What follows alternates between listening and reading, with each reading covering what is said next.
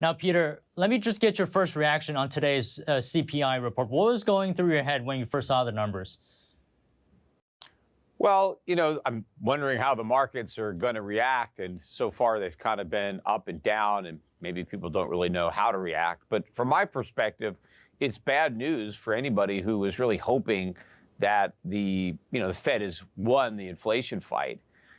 Powell has been talking about disinflation, and from that perspective, we have had numbers that have improved sequentially and on a year-over-year basis, but that was bound to happen. When you had a rate as high as 9.1 or wherever we peaked out so far.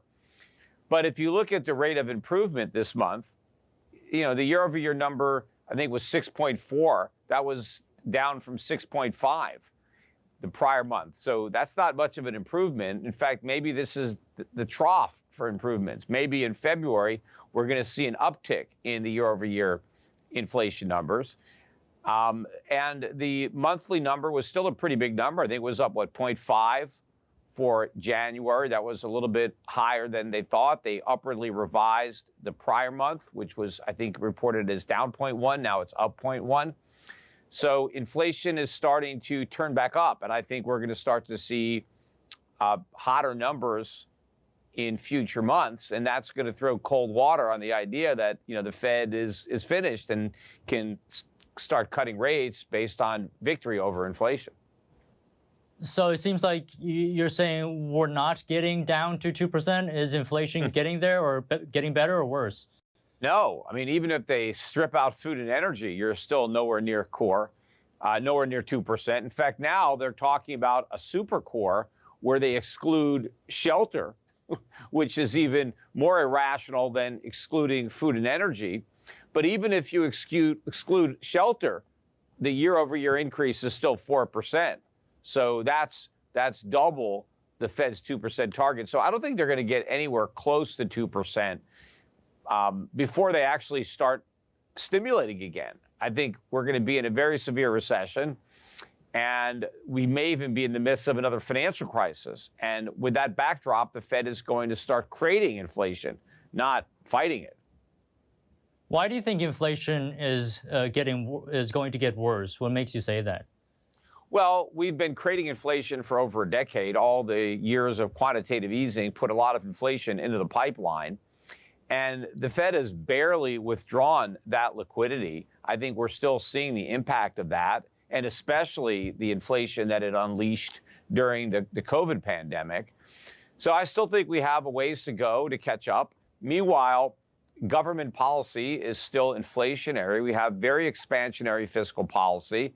The government is running enormous budget deficits. That's highly inflationary. And even though the Fed has raised rates, you still have negative real rates, and we're not encouraging people to save. People are still borrowing as much as they can. The savings rate is near the lows. The credit card debt is near record highs. So the Fed's rate hikes have not really altered the spending and savings decisions, which I think are key to bringing the inflation rate down.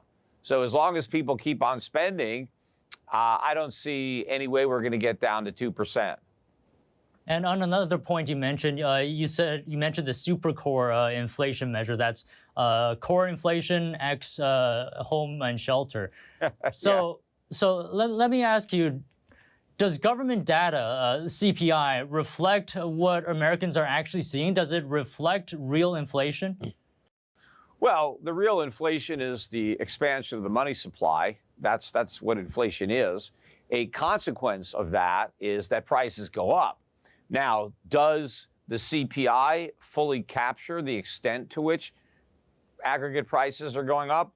I don't think so, and I think that's deliberate. I think the CPI was designed to give you a low reading because the politics of the number, the government made it up. It's like a scorecard on government policy, and obviously the government wants to get a good grade, and so the CPI was designed to make inflation lower, just like the unemployment rate was designed to be low, the GDP number was designed to be high. That's just how they created the methodology. But I think if you kind of double the official number, that's probably close to accurate. I mean, it's obviously not precise, but I think you're a lot closer if you double whatever the CPI is. So if the CPI is 2, it's probably 4. If the CPI is 6, which is what it is now, it's probably 12. And I've heard you say previously that the CPI measure from the 1970s is much different than it is now. Can you talk a little bit about that? How is it different?